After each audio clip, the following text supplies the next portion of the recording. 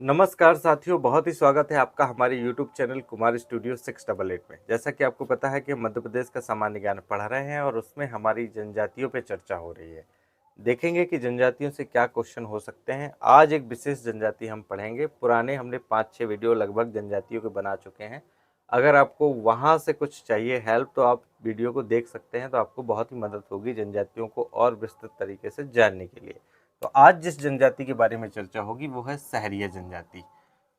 यहाँ से क्वेश्चन बनते हैं कि सहरिया जनजाति जो है मध्य प्रदेश में कहाँ कहाँ निवास करती है और इनकी क्या विशेषताएं हैं। आप अगर मध्य प्रदेश का एमपीपीएससी एग्जाम लिख रहे हैं, मेंस लिख रहे हैं या प्री की तैयारी कर रहे हैं, तो प्री में तो क्वेश्चन बनते ही बनता है जनजातियों से। मेंस अगर लिख रहे हैं तो आपको 3 नंबर का क्वेश्चन बनेगा या 5 का बनेगा या 11 नंबर का बनेगा। अगर 11 नंबर का बनेगा तो पूरी विशेषताओं के साथ इनकी आपको आने की क्रम भी बताना पड़ेगा। अगर 3 का बनेगा तो विशेषताएं लिख के शादी विवाह इत्यादि आप लिख देंगे तो चल जाएगा।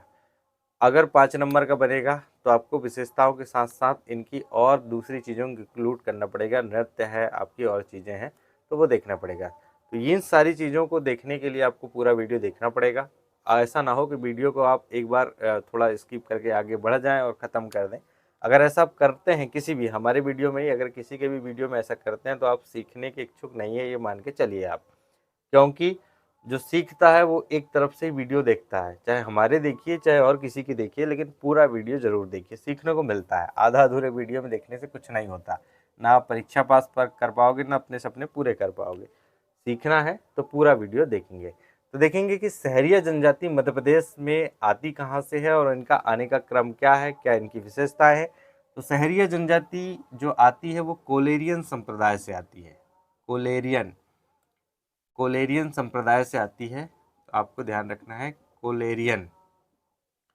ये कोलेरियन संप्रदाय या कोलेरियन वर्ग से मानती है ये जनजाति कि हम लोग जो है वो कोलेरियन वर्ग से आए हैं, कोलेरियन परिवार से आए हैं। तो पहला क्वेश्चन तो यही बन जाएगा कि सहरिया जनजाति कौन से वर्ग की जनजाति है या कौन से परिवार से अपने आप को संबंधित मानती है। तो आपको बताना है कि कोलेरियन जो है वर्ग है या समुदाय है, उससे ये अपने आप को संबंधित मानती है।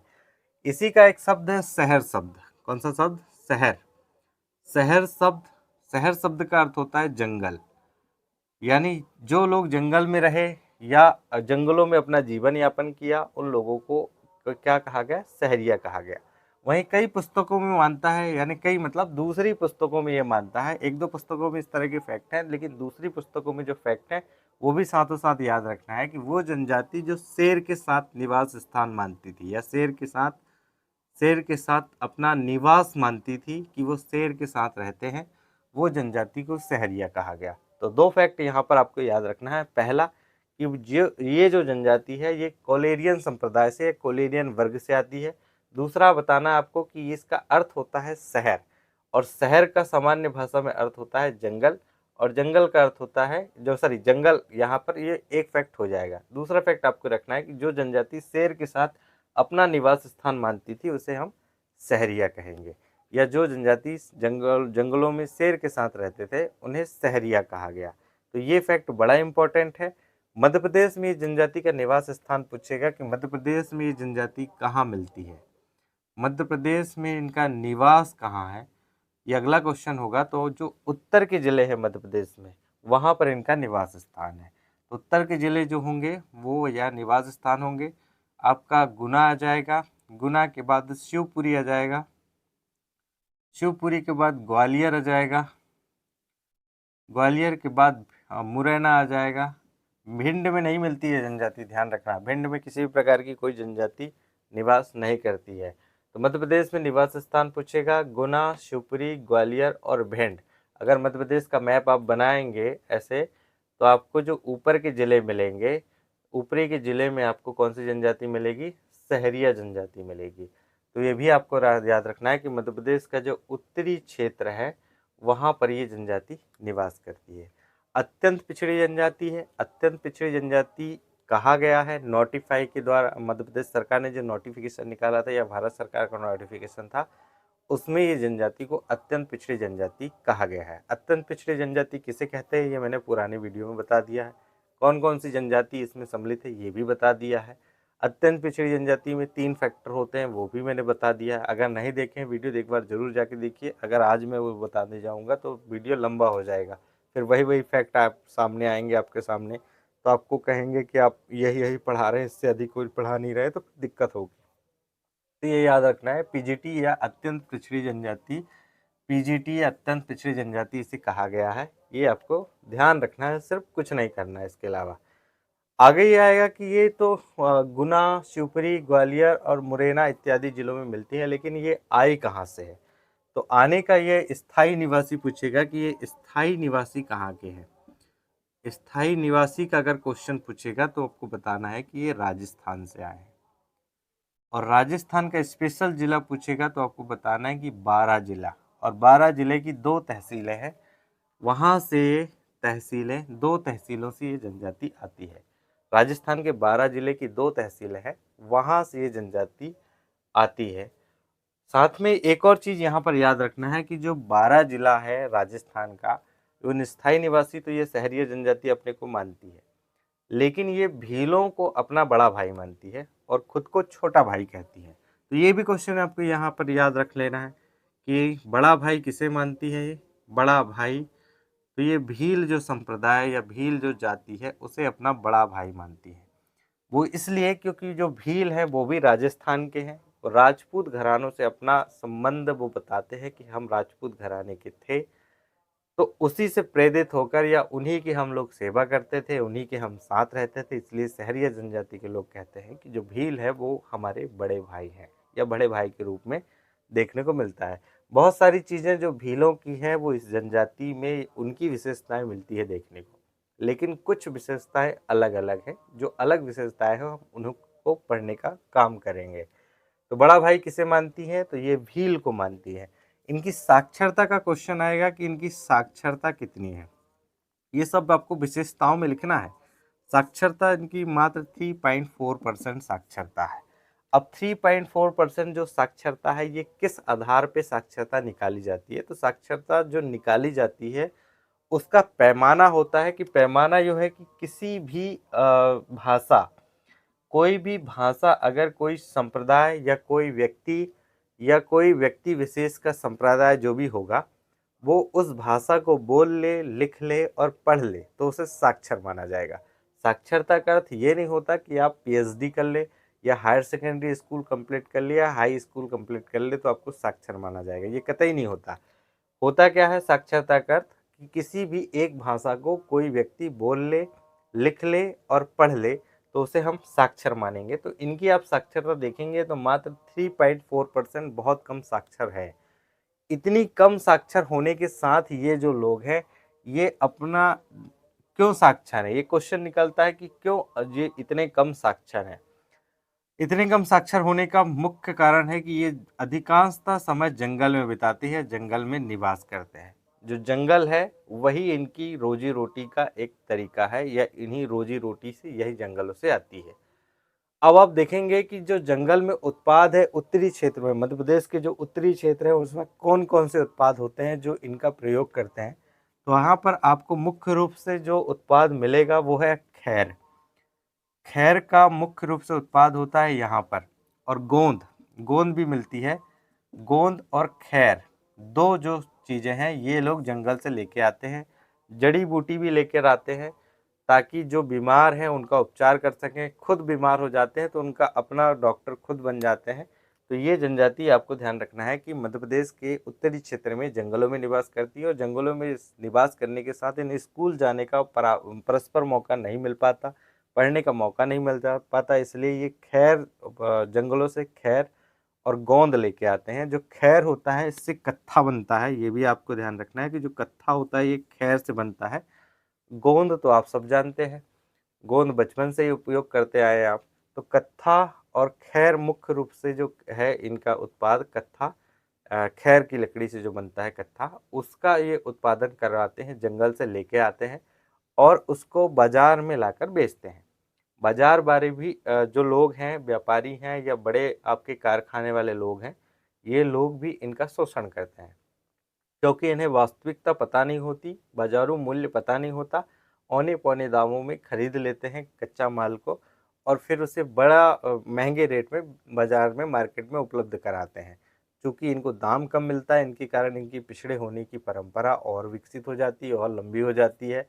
उस गड्ढे से निकल ही नहीं पाते, जिस गड्ढे में ये पुराना इनके आदिवासी या पुराने लोग जो है वो जा चुके हैं, वहाँ से अपने आप को अलग करने की कोशिश नहीं करते। यानी बदलने का इनका क्रम जो है वो बहुत कम है। यानी अपने आप में बदलाव लेके आना, व्यक्ति अगर चाहे स्वयं में तो बदलाव आता है, लेकिन कई सारी परिस्थितियाँ होती है, कुछ सामाजिक, राजनीतिक और दूसरी परिस्थिति होती है, जिसके कारण नहीं बदल पाता। तो ये जनजाति अपने आप को बदलना नहीं चाहती। शायद किसी एक शायर ने ये भी कहा है कि बदलने को तो उन आँखों के मंज़र कम नहीं बदले, तुम्हारी याद के मौसम लेकिन हमारे गम नहीं बदले, तुम अगले जन्म में हमसे मिलोगे तब तो मानोगे, सदी की इस बदल की हर बदल में हम नहीं बदले। तो शायद वही जनजाति है जो सदी की बदलने के साथ साथ अपनी परंपराओं को बदलने का प्रयास नहीं कर रही है। होना भी चाहिए, संस्कृति है अपनी अपनी, हर समाज की संस्कृति है, हर वर्ग की संस्कृति है, हर जनजातियों की संस्कृति है, तो ये अपनी संस्कृति को संरक्षण करने का काम कर रहे हैं, होना भी चाहिए, कोई गलत बात नहीं है। लेकिन जो लोग इनका फायदा उठा रहे हैं उनको सोचना चाहिए इस विषय में कि ये गलत है। आपने देखा होगा कि आपके आस पड़ोस में बहुत सारे, या अपने हमारे भारत में देख लीजिए कि कितने सारे नेता, राजनेता हैं जो जल जंगल जमीन आदिवासियों के लिए लड़ाई लड़ते हैं। लड़ाई लड़ते लड़ते उनके वो तो उतने सक्षम या डेवलप हो जाते हैं कि उन्हें आने वाली 10 पीढ़ी भी, अगर वो जो बटोरा हुआ माल है, जो खाया हुआ माल है, जो लूटा हुआ माल है, अगर उसे खाएंगे तो नहीं नहीं खत्म होगा। किसके लिए लड़ाई लड़ते लड़ते? आदिवासियों के लिए, जंगल वासियों के लिए, वनवासियों के लिए। इनकी लड़ाई लड़ाई लड़ते लड़ते वो कब धनी बन गए, ये आप अंदाजा नहीं लगा सकते। जिनके लिए लड़ रहे थे उनको तो छोड़ दिए गड्ढे में और खुद महलों में रहने लगे।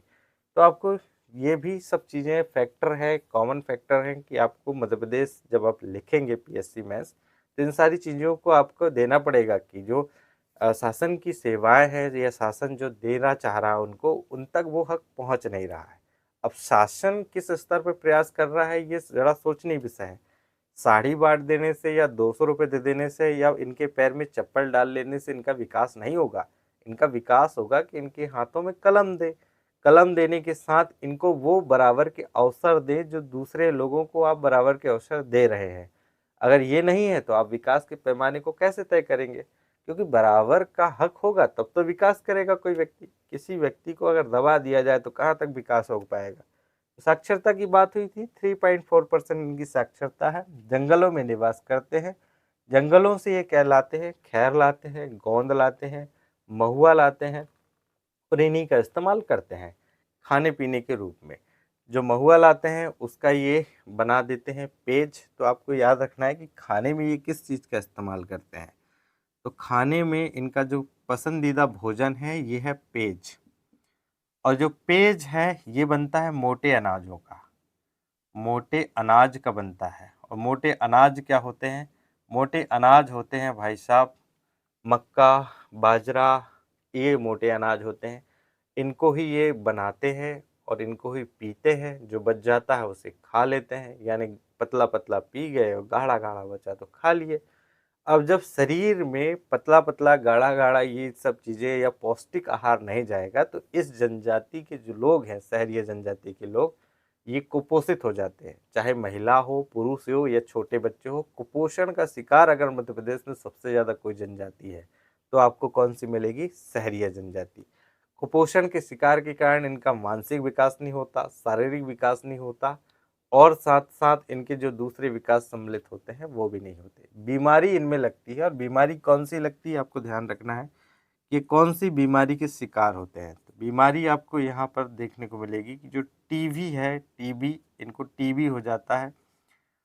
टीबी के साथ इन्हें घेंगा रोग हो जाता है। घेंगा रोग, घेंगा रोग, घेंगा रोग होता है। घेंगा रोग क्या होता है? यानी गला जो होता है वो आयोडीन के कारण फूल जाता है और ये फिर उस बीमारी से ग्रसित हो जाते हैं। तो दो बीमारी इनको विशेषता होती है, एक टीबी और एक घेंगा रोग। क्योंकि प्रतिरोधक क्षमता कम हो जाती है। वो कब आएगी?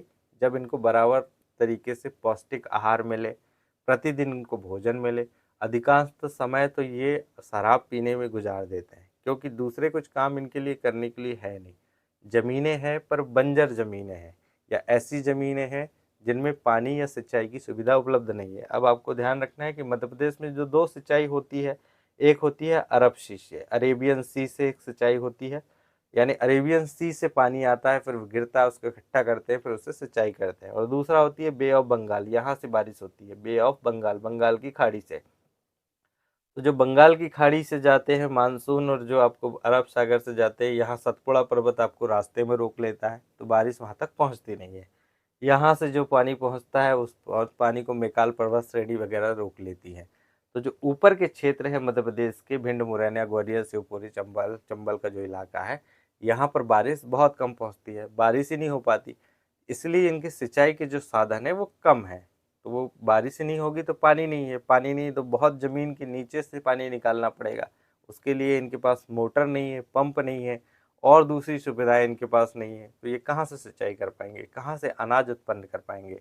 इसलिए ये जनजाति जो है कर्जे में रहती है। तो कर्ज भी ध्यान रखना है कि ये क्या लेते हैं, कर्ज लेते हैं, और कर्ज के रूप में ये काम करते हैं 5 दिन, है ना, 5 दिन काम करते हैं। उस काम को ये लोग चुकाते हैं, जिससे भी उधार लेते हैं, चाहे कोई साहूकार हो या और दूसरे लोग हों, उनसे ये कर्ज लेने का काम करते हैं।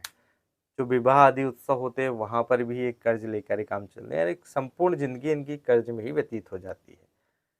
दूसरा फैक्टर आपको ये ध्यान रखना है कि जब कर्ज लेते हैं, कर्ज के साथ इनकी जीवन व्यतीत हो रहा है, तो जो इनकी और दूसरी सुविधाएं जैसे शिक्षा के क्षेत्र में, तो शिक्षा तो मैंने बता दिया कि 3.4% इनकी शिक्षा है। लेकिन और दूसरे जो कारण हैं, जैसे दूसरे कारण में आपको देखने को मिलेगा कि ये अपने जो घर हैं वो पुराने ज़माने के घर रखेंगे, या दूसरी जो सुविधाएं हैं जैसे गाड़ी की सुविधा है या मेडिकल चिकित्सा की सुविधा है, तो उसको पूरा नहीं कर पाते। तो ये भी चीज़ आपको इम्पोर्टेंट याद रखना है कि ये जो है कर्ज के कारण दूसरी सुविधाएं नहीं कर पाते। और ये कभी, ये जनजाति के लोग कभी भीख नहीं मांगते। क्या नहीं मांगते, भीख। ये भी याद रखना है आपको, भीख नहीं मांगते। भूखे मर जाएंगे लेकिन भीख नहीं मांगेंगे। कौन से जनजाति के लोग, सहरिया जनजाति के लोग कभी भीख या बैगर नहीं, बैगिंग के काम नहीं करते हैं, भीख मांगने का काम नहीं करते। तो ये इनका, चाहे वो जो भी आप ट्रेडिशनल कह लें या जो भी सोच कह लें, काम करेंगे, टूट के काम करेंगे, खुद लुट जाएंगे, पर भीख नहीं मांगेंगे। तो भीख नहीं मांगने वाली जनजाति कौन सी है, वो है सहरिया जनजाति। ये क्या नहीं करती, भीख नहीं मांगती। आगे देखेंगे कि इनकी क्या विशेषताएं होगी। और यहाँ से थोड़ा लंबा हो गया तो इनका मिटा देता हूँ, फिर आगे देखते हैं कि क्या विशेषता है। निवास स्थान, घर को क्या कहते हैं, ये भी इम्पोर्टेंट है, तो मैं वो बता देता हूँ कि जो निवास स्थान है या घर को क्या कहते हैं, ये घर को क्या कहते हैं घर को क्या कहते हैं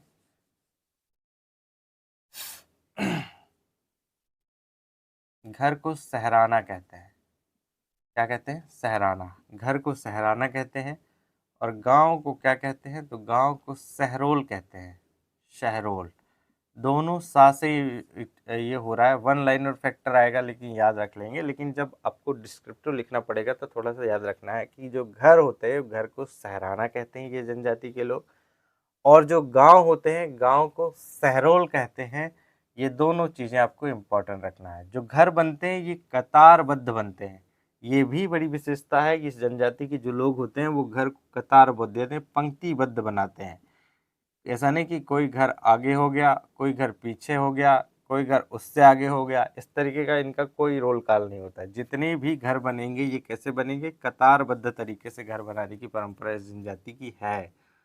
पानी पीते हैं, गंदा पानी पीते हैं, गंदे पानी के कारण इन्हें बीमारियां हो जाती हैं, क्योंकि पानी के भी समुचित साधन नहीं है इनके पास। जो भी नदी नाले में पानी रहता है उसी को कपड़े के माध्यम से छना के और उसी को पीने का काम करते हैं। इससे भी इनकी इम्यून सिस्टम जो है वो कमज़ोर है, इन्हें बीमारी का खतरा बहुत अधिक बढ़ जाता है। बहुत सारे लोग चिकित्सक सुविधा उपलब्ध ना होने के कारण भी अपना दम तोड़ देते हैं और भगवान को प्यारे हो जाते हैं। इसलिए इनके अस्तित्व, या इसे पिछड़ी जनजाति इसलिए कहा गया कि इनकी जो जनसंख्या है वो लगातार गिरते जा रही है, बढ़ नहीं रही है। तो घर को क्या कहते हैं, सहराना कहते हैं, जो लगातार कतारबद्ध तरीके से होते हैं। आपको ध्यान रखना है, कतारबद्ध होते हैं। गांव को कहते हैं सहरोल। अब नृत्य की बात होगी कि नृत्य कौन सा किया जाता है इस जनजाति में, तो नृत्य जो है वो लहंगी नृत्य है। लहंगी नृत्य आपको ध्यान रखना, लहंगी लहंगी नृत्य है जो इस जनजाति के लोग सबसे ज्यादा करते हैं। लहंगी नृत्य, लहंगी नृत्य विवाह के अवसर में किया जाता है, जिसमें स्त्री और पुरुष दोनों सज के अपने शरीर में टैटू वैटू करवा के माथे में जो है वो गुदना गुदवा करके नृत्य करते हैं ढोल और मंजीरों के साथ में। और पगड़ी भी लगाते हैं, लेकिन वो मोर पंख की होती है या मोर के जो पंख होते हैं उससे बनाई जाती है वो पगड़ी। तो नृत्य आपको विशेष ध्यान रखना है कि नृत्य जो है वो लहंगी है। कुल देव की बात होगी कि कुल देव जो इनके कौन से हैं, कुल देवता, कुल देवता इनके हैं तेजा जी। कौन से जी? तेजा जी। तो आपसे क्वेश्चन बन सकता है कि तेजा जी जो है इनके कुल देवता हैं, और तेजा जी का मेला कहाँ लगता है? मध्य प्रदेश में मेलाओं जो मैं पढ़ाऊंगा चैप्टर उसमें तो पढ़ाऊंगा, लेकिन जो अभी आपको तेजा जी है, तेजा जी का मेला कहाँ लगता है या कौन सी जनजाति के लोग लगाते हैं, तो आपको रखना है कि तेजा जी का मेला जो है वो सहरिया जनजाति के हैं। और ये जो लगता है ये गुना में लगता है, मध्य प्रदेश में गुना में तेजा जी का मेला लगाया जाता है। और इनके ये क्या है, कुल देवता मानते हैं अपने आप को, तेजा जी का कुल देवता। आगे इनकी इनकी इष्ट गुरु कौन है? इष्ट गुरु, इष्ट गुरु का क्वेश्चन आएगा कि इष्ट गुरु कौन है इनके? इष्ट गुरु जी, तो इष्ट गुरु जी आपको महर्षि वाल्मीकि। कौन? महर्षि वाल्मीकि। महर्षि वाल्मीकि इनके इष्ट गुरु है। महर्षि वाल्मीकि वो हैं जिन्होंने रामायण लिखने का काम किया था, तो उन्हें इष्ट गुरु मानते हैं, या महर्षि वाल्मीकि भी इसी संप्रदाय से आते थे, इसलिए ये जनजाति इसे क्या मानती है? इष्ट गुरु मानती है अपना महर्षि वाल्मीकि को।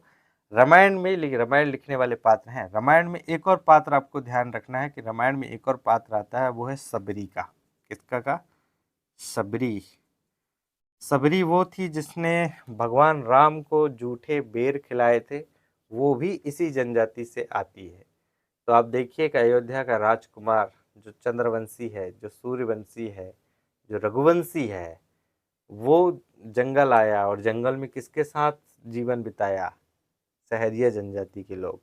यानी आप जब जीवन में समस्या आपके जीवन में आए, तो कोई कितना ही बड़ा आदमी बन जाए, चाहे 4 व्हीलर खरीद ले, चाहे उस प्लेन खरीद ले, आपकी मदद करेगा सबसे गरीब इंसान, निसहाय इंसान, आर्थिक रूप से कमजोर इंसान।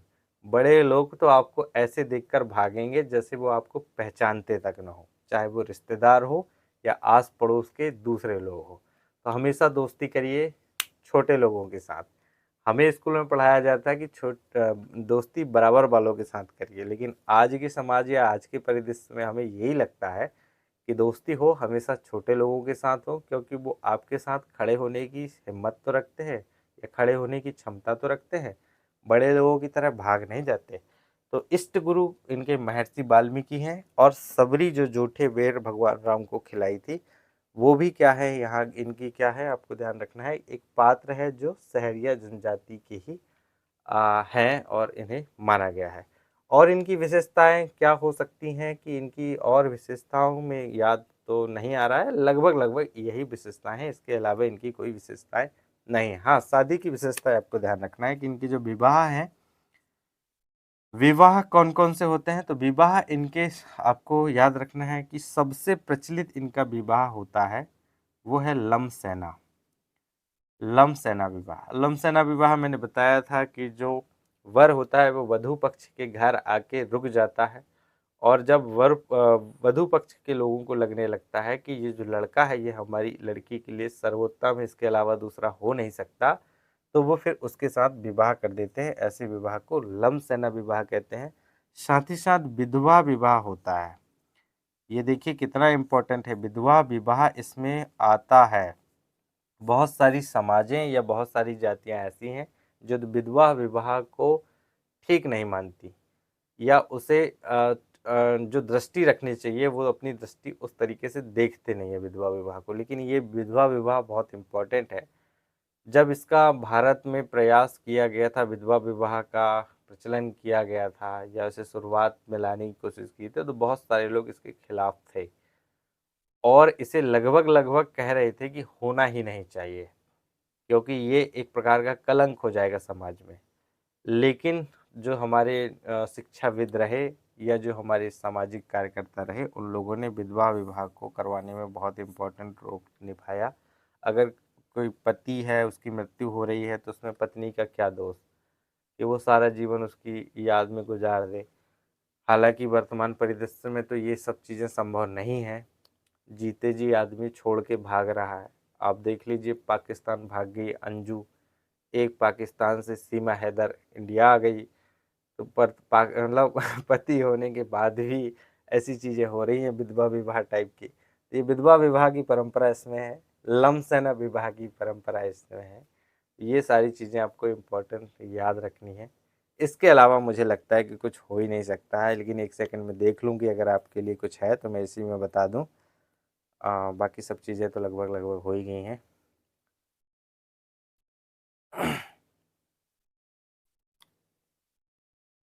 हाँ, इतनी ही चीज़ें हैं, इसके अलावा कुछ है नहीं। अगर कुछ होगा तो हम अगले वीडियो में या जो भी इसके नेक्स्ट पार्ट आएगा तो उसमें हम डेफिनेटली आपको बता देंगे। So thanks for watching. अगर आप यूट्यूब चैनल में हमारे पहली बार हैं तो हमारे चैनल को ज़रूर सब्सक्राइब करें, क्योंकि बहुत सारे लोग वीडियो देख के आगे निकल जा रहे हैं, सब्सक्राइब नहीं कर रहे हैं। तो सब्सक्राइब करेंगे तभी तो हम आगे की अगले चैप्टर में पहुँचेंगे। मेरा कहने का मतलब है कि हम डिजिटल बोर्ड की ओर पहुंचेंगे, हम आपके लिए और सुविधा उपलब्ध कराएंगे। अभी तो ऑफलाइन क्लासेस है, ऑनलाइन क्लासेस भी आपके लिए लेंगे। तो बहुत सारी सुविधाएं आएंगी जब सब्सक्राइबर बढ़ेंगे, व्यूअर्स बढ़ेंगे। तो कोशिश करें कि अगर वीडियो अच्छा लगा हो तो सब्सक्राइब करें, साथ ही साथ अपने साथियों के साथ जरूर शेयर करें। फेसबुक में है तो हमारे फेसबुक जो चैनल है कुमार स्टूडियो, उसे फॉलो करें। तो थैंक्स एंड